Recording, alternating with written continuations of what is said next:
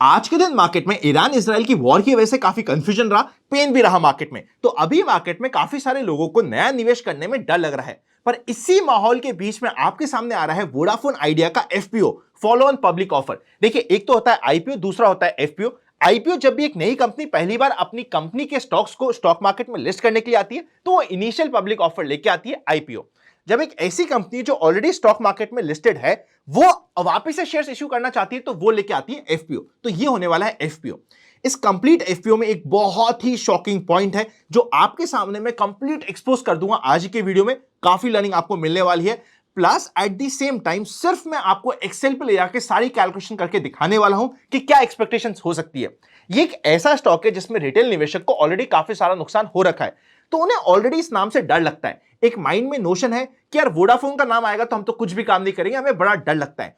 अगर आपको भी डर लगता है तो एक बार इस वीडियो में बताई गई कैलकुलेशन को प्रॉपर्ली समझ लीजिएगा, फिर आप खुद आराम से अपना डिसीजन ले पाएंगे, पर क्लैरिटी आपको मिल जाएगी और जितने भी आपके प्री कंसीव नोशन से वो हट जाएंगे, इसकी मैं गारंटी देता हूं। तो चलिए शुरू करते हैं, एकदम बेसिक में कंपनी की बात करने से स्टार्ट करते हैं। 1995 में कंपनी इनकॉर्पोरेट हुई थी। टेलीकॉम सर्विस प्रोवाइडर है, ऑब्वियसली आप अच्छी तरीके से जानते हैं। डे टू डे लाइफ में हम इसके काफी सारे प्रोडक्ट्स यूज करते हैं, कुछ लोग करते हैं, कुछ लोगों ने किसी इनके कॉम्पिटिटर पे स्विच कर लिया है, तो फिर भी आपने इसका नाम सुना हुआ होगा। 3G 4G 2G ऑब्वियसली सारी टाइप की सर्विसेज प्रोवाइड करती है। 31 दिसंबर 2023 में इनके पास 223 मिलियन यूजर्स थे जो एक्टिव थे। मार्केट शेयर हो जाता है 19.3% का। बेसिक डिटेल से नेक्स्ट अगर हम एफपीओ की बात करें तो इसकी ओपनिंग की डेट होने वाली है 18 अप्रैल, क्लोजिंग की डेट होगी 22 अप्रैल। अलॉटमेंट डिसाइड हो जाएगा 23 तक। 24 को रिफंड मिल जाएगा या फिर आपको शेयर्स मिल जाएंगे। जैसे ही आपको शेयर्स मिल जाते हैं आप अपने आप मार्केट में जाके इसके शेयर्स को सेल कर सकते हैं, जो आपकी मर्जी करे काम कर सकते हैं, क्योंकि ये एफपीओ है, कंपनी ऑलरेडी लिस्टेड है। तो यहां पे जो एक्सपेक्टेड डेट है 25, जिसको बोला जा रहा है कि लिस्टिंग या फिर आपके पास शेयर्स आ जाएंगे 25 से पहले। आई एम एक्सपेक्टिंग कि 23 को या फिर 24 को ही आप यहां पे काम करने के लिए एलिजिबल हो जाएंगे। 23 के इवनिंग तक आपके पास शेयर्स आने की एक्सपेक्टेशंस काफी हाई होती है। मतलब अगर आप मंडे को अप्लाई करते हैं, it's just a hypothetical situation, अगर आप मंडे को यानी कि 22 अप्रैल को अप्लाई करेंगे, 23 अप्रैल तक आपके पास शेयर आ जाएंगे और 24 अप्रैल को आप काम कर पाएंगे, ये भी हो सकता है। मतलब सिर्फ एक दिन के लिए यहां पे आपका पैसा ब्लॉक होगा, ऐसे भी होने की काफी एक्सपेक्टेशंस बनी हुई है। प्राइस बैंड है 10 रुपए से लेकर 11 रुपए के बीच का। Total number of shares in one lot होने वाले हैं 1298 शेयर्स। टोटल 18,000 करोड़ का ये एफपीओ है। इतना बड़ा साइज है इस एफपीओ का कि आप अगर इसमें अप्लाई करें तो पहले से समझ लीजिएगा कि अलॉटमेंट मिलने के चांसेस हाई है। ऑलमोस्ट सर्टेनिटी है कि अलॉटमेंट मिल जाएगा। ऐसा मत सोचिएगा कि भैया मैं तो इतना अनलकी हूं कि मुझे कभी भी अलॉटमेंट नहीं मिलता, इसलिए मैं तो रैंडमली अप्लाई कर दिया, मुझे क्या पता था अलॉटमेंट मिल जाएगा, अब क्या करूं, मैं तो फंस गया। ऐसा काम मत करिएगा। अलॉटमेंट यहां पे मिलने के चांसेस काफी हाई है, बैक ऑफ द माइंड रख लीजिएगा। रिटेल कैटेगरी में एक लॉट होगा रफली 1298 शेयर्स का, 14,278 रुपीज की एक यहां पे लॉट होने वाला है। क्या यहां पे एक लॉट से ज्यादा अप्लाई करने का यूज होगा, डिपेंड करेगा मंडे को देखते हुए। अगर मंडे तक रिटेल का कोटा पूरा सब्सक्राइब नहीं होगा तो अगर आपने 2 लॉट या 3 लॉट अप्लाई किया तो मल्टीपल लॉट्स भी आपको मिलने के चांसेस रहते हैं। एचएनआई स्मॉल कैटेगरी में मिनिमम आपको 15 लॉट्स के लिए अप्लाई करना पड़ेगा और एचएनआई बिग कैटेगरी में भी आपको अगेन 71 लॉट्स के लिए अप्लाई करना पड़ेगा। यूजुअली जब भी आप एचएनआई बिग कैटेगरी में अप्लाई करते हैं, एक इंपॉर्टेंट पॉइंट है, समझ लीजिएगा, बिना समझे आगे मत जाइएगा। आपको लगेगा अरे हमें पता है, समझ लीजिएगा, बेसिक्स है, इंपॉर्टेंट है समझना। आपने अप्लाई किया 71 लॉट्स के लिए। यूजुअली अगर कोई और भी आईपीओ होता जिसमें अच्छा खासा अलॉटमेंट आ गया है, बहुत ज्यादा सब्सक्रिप्शन आ चुका है और अलॉटमेंट के चांसेस काफी कम है, तो आपने चाहे अप्लाई किया होगा 71 लॉट्स के लिए, आपको तो मिलता स्मॉल एचएनआई के जितना कोटा, यानी कि 51 लॉट्स रफली 2,14,170 रुपीज का आपको अलॉटमेंट मिलता, even in HNI big category, अगर ये ओवर सब्सक्राइब हो जाती है तो।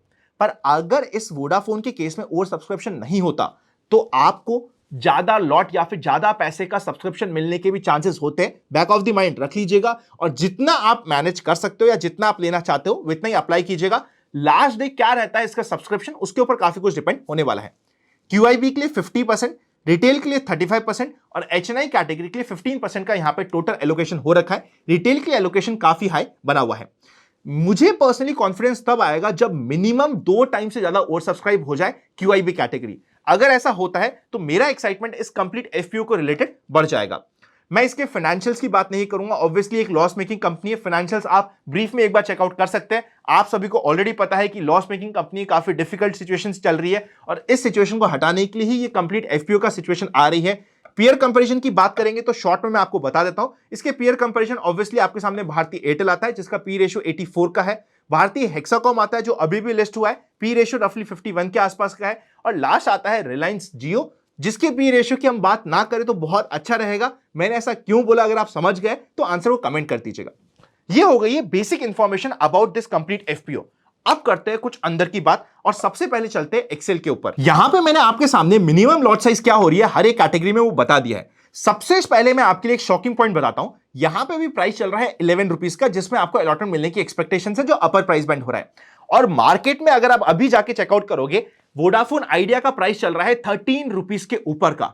मतलब क्या यहां पे आपके लिए एक सिंपल सी आर्बिट्राज की अपॉर्चुनिटी नहीं आ जाती क्या?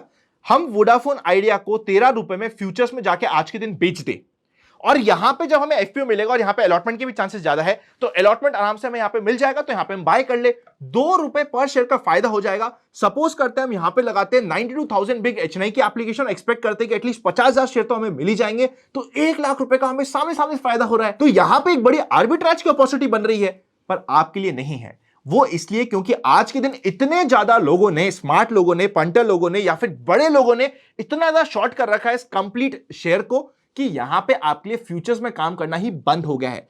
अभी आप यहां पे फ्यूचर में सेल कर ही नहीं सकते और जो स्मार्ट प्लेयर है उन्होंने ऑलरेडी बहुत सारा माल सेल कर रखा है। तो स्मार्ट प्लेयर तो आज के दिन ऑलरेडी प्रॉफिट में बैठा है, उसने इतना शॉर्ट कर लिया है 13 रुपए के आसपास में कि उसे मिलेगा अलॉटमेंट आराम से 11 रुपए में। 13 रुपए में शॉर्ट करा, मेरा काम आराम से हो गया। तो इस चीज को आप ध्यान से समझिएगा। यह था एक सबसे शॉकिंग पॉइंट जो मुझे आपको बताना था।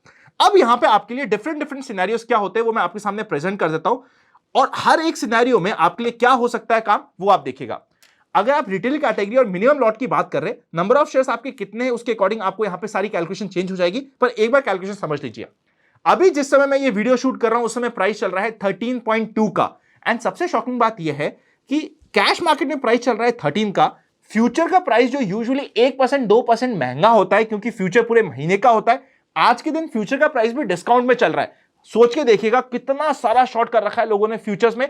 बाय द वे अभी आपको दिख रहा होगा फ्यूचर्स का प्राइस डिस्काउंट में, जैसे ये एफपीओ खत्म हो जाएगा ना, फ्यूचर का प्राइस नॉर्मली आपको प्रीमियम पे दिखता है वो वापस से शिफ्ट हो जाएगा। चेकआउट कर लीजिएगा, इंपॉर्टेंट लर्निंग थी और पंटर गेम आपको समझ आएगा किस तरीके से काम होता है। यहां पे आप चेकआउट करिएगा, अगर अभी के प्राइस के हिसाब से माना जाए और रिटेल कैटेगरी में मुझे 11 रुपए में मिल जाता है और जो अभी प्राइस चल रहा है वही प्राइस रहता है जिस दिन मुझे अलॉटमेंट मिल जाता है उस समय भी, तो मुझे रफली 2856 रुपीज का प्रॉफिट हो सकता है। स्मॉल एचएनआई की कैटेगरी में हमें 42,000 का प्रॉफिट और बिग एचएनआई की कैटेगरी में आपको 2 लाख के ऊपर के प्रॉफिट की एक्सपेक्टेशंस हो जाती है।